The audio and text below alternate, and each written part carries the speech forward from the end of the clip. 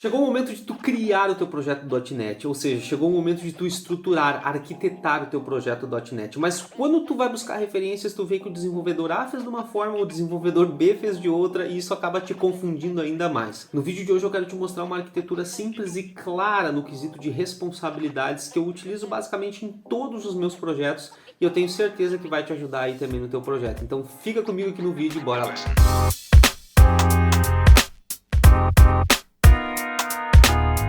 Fala galera, Henrique Giadeta por aqui, e quando a gente começa a falar sobre arquitetura de software, automaticamente a gente já entra num oceano de opções. Porque galera, infelizmente a arquitetura de software não é uma receita de bolo. A gente tem várias arquiteturas para vários tipos diferentes de projeto. Porém, dentro dessas arquiteturas a gente tem aquilo que a gente chama de coringa, que são arquiteturas que vão servir muito bem para a tua aplicação, independente do propósito dela. E se nós criarmos uma boa arquitetura para o nosso projeto, lá no futuro isso vai nos poupar muito tempo e dinheiro.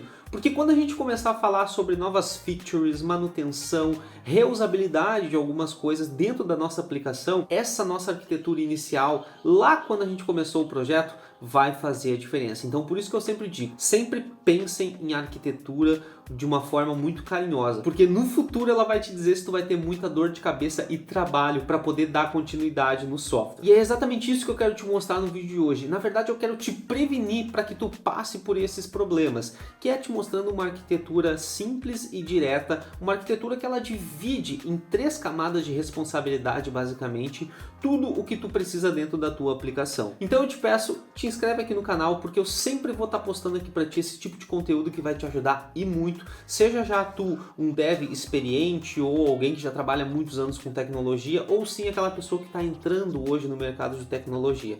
Eu tenho certeza que esse conteúdo vai te ajudar muito, então já clica aqui no botão de inscreva-se, é totalmente gratuito. E sempre que eu postar um novo conteúdo aqui no canal, tu vai ser notificado por primeiro para receber esse conteúdo. Muito bem galera, já estamos aqui no meu computador e a primeira coisa que a gente pode notar nesse projeto é que ele é dividido basicamente em 2 pastas principais, né? Se a gente subir um nível aqui, a gente vai ver que tem o Clean Architecture, isso é a nossa solução. Dentro do C# a gente tem uma extensão que é .sln, que sempre quando a gente cria um novo projeto vai criar por padrão para nós, e dentro da nossa solução a gente pode colocar quantos projetos a gente quiser. E aqui dentro da Clean Architecture a gente já consegue ver que tem 2 pastas distintas com seus projetos, né, seus respectivos projetos dentro. A primeira pasta é a SRC ou Source, né, que é a pasta onde a gente vai ter basicamente todos os projetos da nossa aplicação. E aqui a gente tem a pasta de testes que, logicamente, como o nome já diz, a gente vai ter todos os testes referente a essa aplicação. Porque, galera, hoje é muito comum a gente ter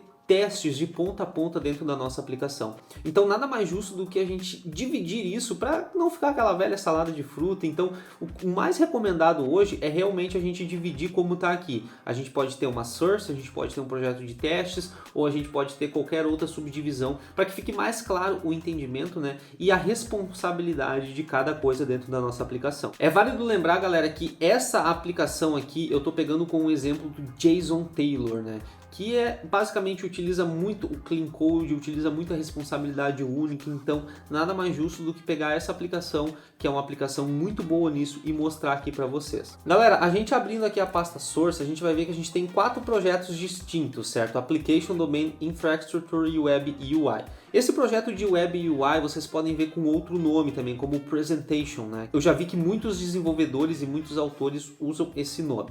Mas basicamente aqui a gente tem 4 projetos distintos que vão significar 3 camadas de responsabilidade distintas dentro do nosso software.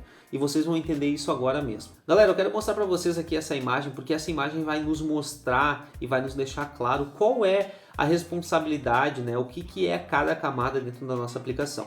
Então aqui no centro a gente vê que tem a camada de domain. Essa eu diria que é o coração do nosso projeto, é a camada mais importante, porque ela vai ser a nossa representação do banco de dados que a gente tem. Claro que dentro da camada de domain a gente pode ter outras coisas, como tipos, como enumeradores, a gente pode ter exceptions ou qualquer algo do tipo. Mas basicamente a nossa camada de domain é a camada que vai representar o nosso banco de dados. E é por isso que essa camada aqui, galera, ela não precisa de nenhuma referência de outra camada para poder funcionar. Ela é a única camada que não precisa de referência. Partindo aqui, galera, a gente tem a camada de application, e essa camada é uma camada interessante porque normalmente a gente divide ela em duas, né? A aplicação em si e a infraestrutura, né? Qual que é basicamente a diferença entre as duas? Na aplicação, tu vai realmente dizer, tu vai ter a lógica do que é para ser feito, mas tu não vai dizer como é para ser feito. Isso entra dentro da nossa camada de infraestrutura. Então, basicamente, essas duas camadas aqui, galera, elas se comunicam através de injeção de dependência, ou seja, a gente pode injetar a infraestrutura dentro da application e usar recursos que a gente tem dentro da infraestrutura, tá? Então, basicamente, essa é a divisão entre a aplicação e a infraestrutura. Essa camada aqui de infraestrutura, galera, tem muita gente que utiliza o nome de cross-cutting ou simplesmente algo relacionado a um inverse of control, um IOC da vida ou algo do tipo. Mas, basicamente, a aplicação e a infraestrutura, elas estão no mesmo nível, porém a gente divide elas para cada uma ter a sua responsabilidade. Então lembra, a aplicação ela vai te mostrar o que tem que ser feito e a infraestrutura vai te mostrar como que tem que ser feito isso. Partindo então, galera, a gente tem a camada mais externa aqui, que é a camada do presentation, né, que muita gente utiliza como web UI, que nem vocês viram ali no exemplo do JSON, mas essa camada nada mais é do que a interface com o usuário. É nessa camada aqui que o usuário vai interagir com a tua aplicação. Então isso aqui pode ser um Blazor da vida, um MVC, um Angular, React ou qualquer coisa do tipo. Essa camada aqui é a camada que vai ser, digamos assim, a porta de entrada, a interface entre a tua aplicação e o cliente final. Galera, então a primeira coisa que a gente pode fazer aqui é realmente dar uma olhada dentro do domain, né, dentro da camada de domínio. E aqui dentro, claro, a gente pode dividir em quantas pastas a gente quiser aqui para ficar mais claro, né, e para ficar mais limpo o nosso código. Mas basicamente aqui a gente tem a pasta Entities, que eu diria que é a principal pasta aqui dentro, né. Tem muita gente que chama de Models, Entities, embora Models e Entities tenham uma mínima diferença, que isso é um assunto para outro vídeo, mas indiferente, tu vai ver isso como model, como entities, e aqui nada mais é do que a classe que é responsável por ser, digamos assim, um espelho do nosso banco de dados. Então aqui eu tenho as propriedades dela, aqui eu posso ter comportamento, posso ter estados, enfim. Qualquer coisa que represente isso no meu banco de dados eu tenho que ter aqui dentro da minha classe principal. E eu posso ter aqui quantas entities eu quiser. Vamos supor que eu tenha 15 tabelas no banco de dados, eu vou ter aqui 15 entities ou mais, né? Dependendo de como que fica a clareza do código aqui, de como que eu estou estruturando essa arquitetura, tá? Então aqui a gente pode ver que a gente tem exceptions também, que a gente pode criar aqui exceptions padrões, né? Para quando der algum problema a gente levanta essa exceção, né? Hoje no C# a gente tem o throw new exception, né? Ou um throw argument exception ou qualquer coisa do tipo, que a gente pode definir isso aqui como padrão ou pode customizar isso tendo uma classe principal para isso, enfim. A gente pode fazer dessa forma e depois só chamar aonde a gente precisa, certo? A gente pode trabalhar também aqui com eventos, tá, galera? Por exemplo, aqui a gente tem um to-do create event, que a gente pode ter um evento de quando ele for criado, né? Ou cada vez que a gente fizer alguma ação, a gente chama esse evento para ter um controle melhor sobre as coisas. Então tudo isso aqui, galera, a gente pode ter dentro da nossa camada de domínio, né? Dentro do nosso projeto de domínio. Partindo aqui então para a nossa camada de application, galera, a gente pode ver aqui, por exemplo, dentro de to-do items, como ele está dividindo aqui em commands, event handlers e queries. Com certeza a gente está usando CQRS dentro desse projeto, né? Que é o Command Queries Responsibility Segregation, tá? Basicamente o CQRS ele te diz que tu pode usar um banco para escrita e outro banco para leitura. Então quando a gente está falando de ORMs como o Entity Framework, por exemplo, ou mini ORMs como o Dapper, a gente pode utilizar o Entity Framework para escrita pelos recursos que ele tem para poder validar o nosso objeto e salvar no banco de dados, e a gente pode ter o Dapper para leitura, porque o Dapper é muito mais simples e muito mais leve de se usar, o que vai fazer com que a nossa consulta no banco de dados se torne mais performática. Então é isso que basicamente o CQRS prega, assim. A gente pode ver que aqui ele já está usando. Então, por exemplo, se a gente for aqui em Commands, a gente tem, por exemplo, um Create To Do Item. Então aqui dentro do nosso Create To Do Item Command, galera, a gente vai ter um método handle, e esse método vai ser responsável por criar realmente o nosso to-do item.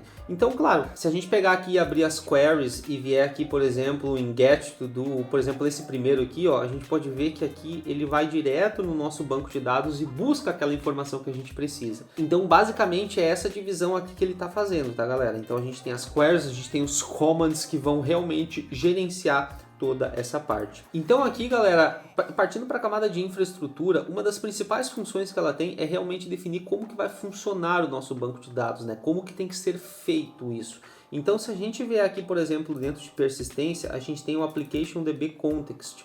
E essa classe aqui é a classe principal, que é uma classe que a gente vai usar injetada em outros services que a gente for precisar, por exemplo, fazer um commit no banco de dados, ou algum get, ou qualquer outra transação. Então aqui, por exemplo, a gente tem toda a configuração do nosso banco de dados. Logicamente, né, a gente tem somente duas entidades, né? A gente tem somente 2 entities aqui no nosso projeto, mas de modo que se a gente tivesse 15, 20, a gente teria que vir aqui e configurar. Então, basicamente, na classe de infraestrutura, como a gente conversou lá atrás, ela vai dizer como que tem que ser feito as coisas para que a gente depois consiga injetar isso dentro do nosso serviço, aonde quer que for, né, dependendo da dependência que a gente está usando, para que a gente consiga usar de forma efetiva, né, tudo que essa camada de infraestrutura nos sugere. Por último, então, galera, aqui dentro da camada de Web e UI, a gente vai ter tudo referente à interface com o cliente. Basicamente, nessa pasta aqui, Controllers, a gente vai ter todas as rotas que a gente tem da aplicação. Então, por exemplo,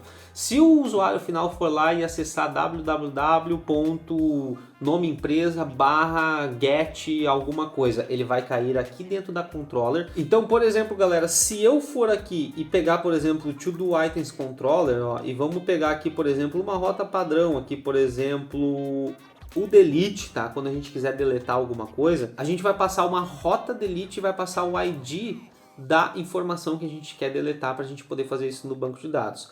Logicamente aqui a gente está usando um mediator até porque pela questão do CQRS, tá? Isso aqui não vem a gente entrar no vídeo agora, mas basicamente a controller vai ser a porta inicial, digamos assim, da nossa aplicação. Tudo que o usuário fizer vai passar pela controller e a controller ela vai dimensionar isso. A controller vai chamar a tua application, a application vai fazer tudo que tem que ser feito, logicamente com a infraestrutura junto, vai acionar o domain quando for necessário e cada coisa que a gente precisar fazer aqui dentro do projeto, a nossa controller vai ser a nossa página mãe, digamos assim, vai ser a nossa classe mãe, né?